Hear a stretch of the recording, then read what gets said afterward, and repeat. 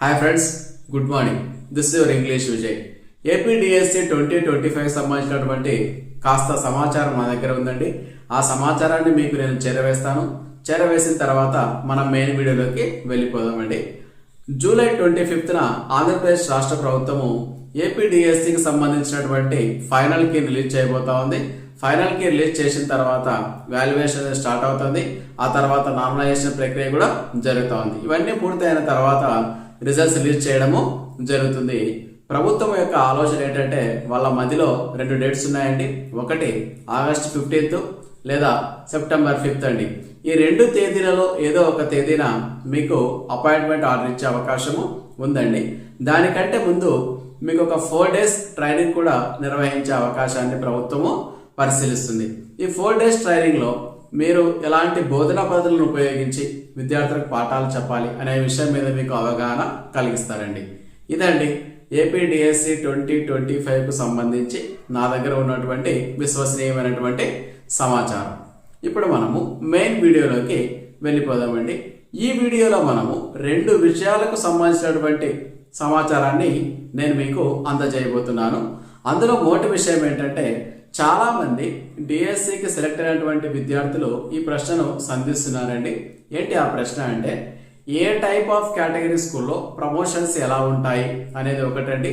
తర్వాత రెండవ విషయం ఏంటంటే, మనం ఈ వీడియోలో తెలుసుకున్నటువంటి రెండవ విషయము సిపిఎస్ అండి, కాంట్రిబ్యూటరీ పెన్షన్ స్కీమ్.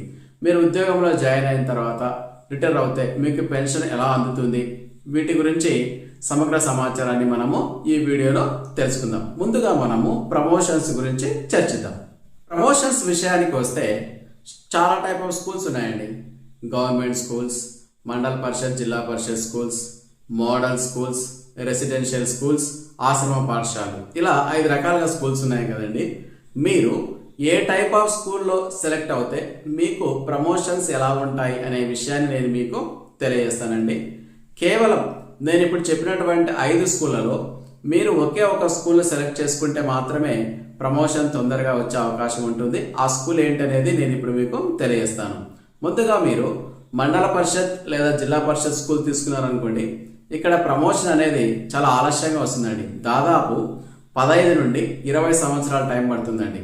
మీరు మండల పరిషత్, జిల్లా పరిషత్ స్కూల్స్ తీసుకున్నా, మున్సిపాలిటీ స్కూల్స్ తీసుకున్నా, ఏపీ మోడల్ స్కూల్స్ తీసుకున్నా, ఆశ్రమ పాఠశాలలు తీసుకున్నా, ఈ 4 టైప్ ఆఫ్ స్కూల్స్లో మీకు ప్రమోషన్స్ రావడానికి 15 నుండి 20 సంవత్సరాలు పడుతుంది. కాబట్టి ఎవరికైతే అవకాశం ఉందో వాళ్ళు ముందుగా ఏ స్కూల్ సెలెక్ట్ చేసుకోవాలి అంటే గవర్నమెంట్ స్కూల్ సెలెక్ట్ చేసుకోవాలండి.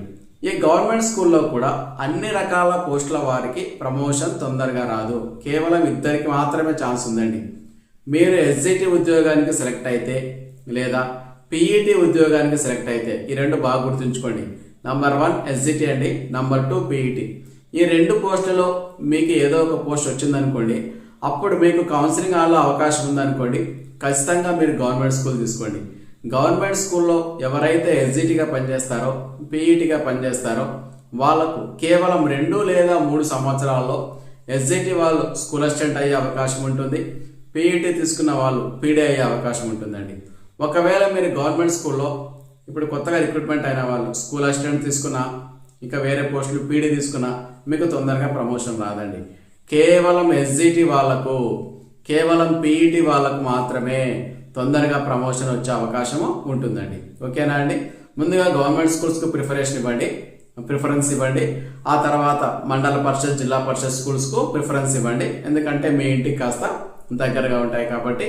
ఆ తర్వాత వచ్చేసి మోడల్ స్కూల్స్కు ప్రిఫరెన్స్ ఇవ్వండి. ఆ తర్వాత రెసిడెన్షియల్ స్కూల్స్, చివరికి ఆశ్రమ పాఠశాలకు ప్రిఫరెన్స్ అనేది ఇవ్వండి. ఇప్పుడు మనము ప్రమోషన్స్ గురించి తెలుసుకున్నాం కదండి. ఇక మనము మరో ముఖ్యమైనటువంటి విషయమైనటువంటి సిపిఎస్ గురించి వివరాలు తెలుసుకుందాం. సిపిఎస్ అంటే ఏంటంటే కాంట్రిబ్యూటరీ పెన్షన్ స్కీమ్. ఈ పెన్షన్ స్కీమ్ రాకన్నా ముందు పాత పెన్షన్ స్కీమ్లో ఎలా ఉండేదంటే, మీరు రిటైర్ అయ్యేటప్పుడు మీ జీతం 1 lakh ఉందనుకోండి, అప్పుడు మీకు పెన్షన్ అందులో సగం అండి 50,000 వచ్చేదండి. ఒకవేళ ఉదాహరణకు భర్తకు ఉద్యోగం ఉందనుకోండి, భర్త చనిపోయాడు అనుకోండి, పెన్షన్ తీసుకుంటూ కొంతకాలానికి అతని భార్యకు కూడా పెన్షన్ వచ్చేదండి.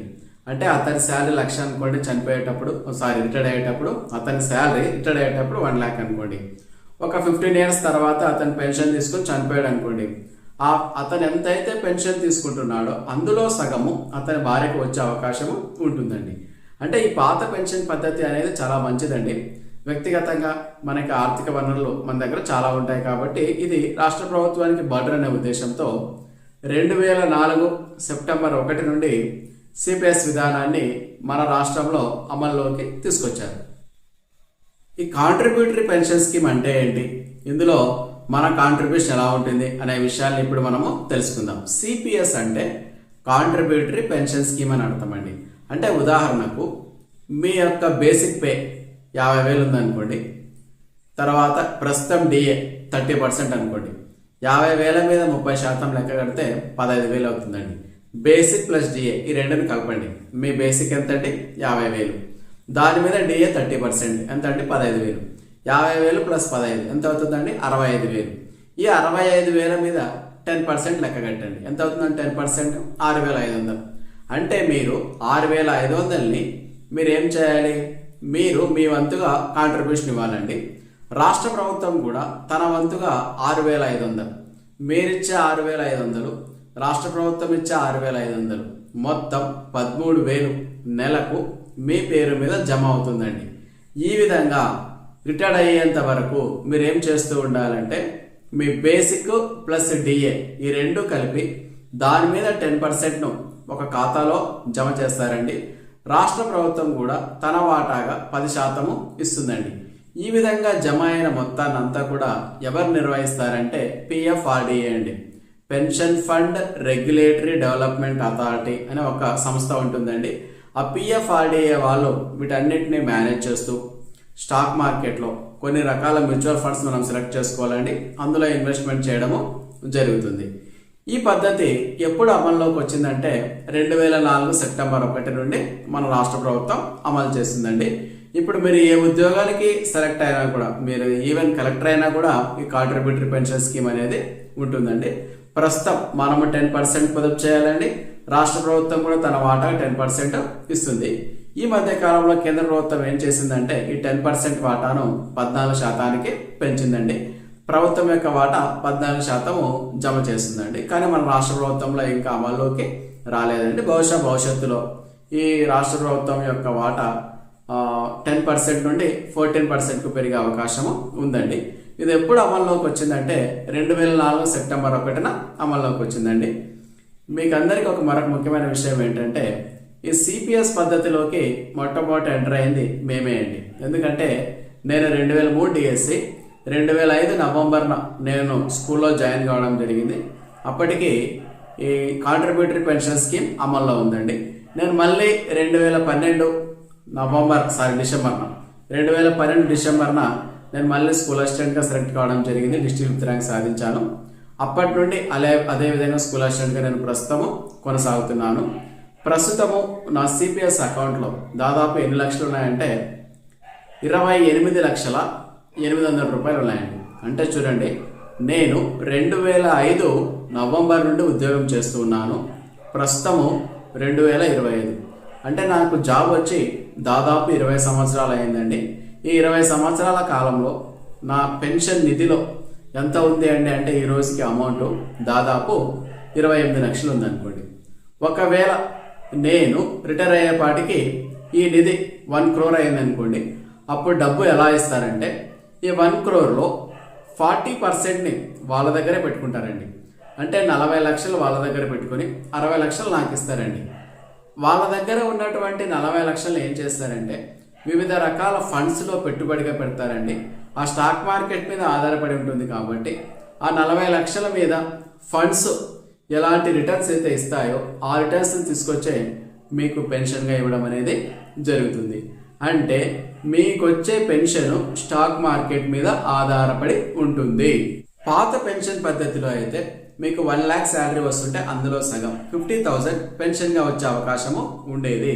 కొత్త పెన్షన్ పద్ధతిలో అలాంటిది లేదనమాట. స్టాక్ మార్కెట్లో కొంత అమౌంట్ పెట్టడం జరుగుతుంది. ఆ స్టాక్ మార్కెట్లో పెట్టినటువంటి అమౌంట్ మీద మీకు వచ్చే రిటర్న్సే మీ యొక్క పెన్షన్ అండి. 2003 డిఎస్సి చెందినటువంటి మా మిత్రుడు వేరే జిల్లా రిటైర్డ్ కావడం జరిగింది. కొన్ని నెలలు అయింది అతను రిటైర్డ్ అయ్యి ఈ మధ్య కాలంలోనే. రిటైర్ అయ్యేటప్పుడు అతని యొక్క బేసిక్ ఎంత అంటే దాదాపు 62,000 అండి. అతను రిటైర్డ్ కావడం జరిగింది. అతనికి ప్రస్తుతం పెన్షన్ ఎంత వస్తుందంటే అదే ఒకవేళ పాత పద్ధతి అంటే దాదాపు 30,000 రావాలండి.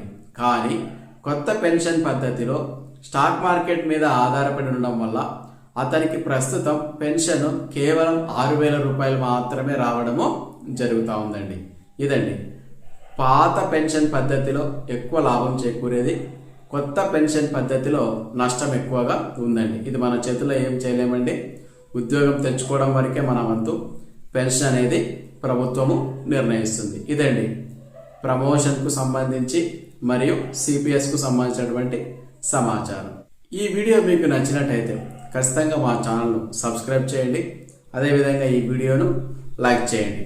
మీరు ఈ వీడియో లైక్ చేసిన తర్వాత మీకు హైప్ ద వీడియో అని ఒక బటన్ వస్తుందండి. దాన్ని మీరు లెఫ్ట్ సైడ్కి మూవ్ చేశారంటే హైప్ అనే ఒక బటన్ ఉంటుంది.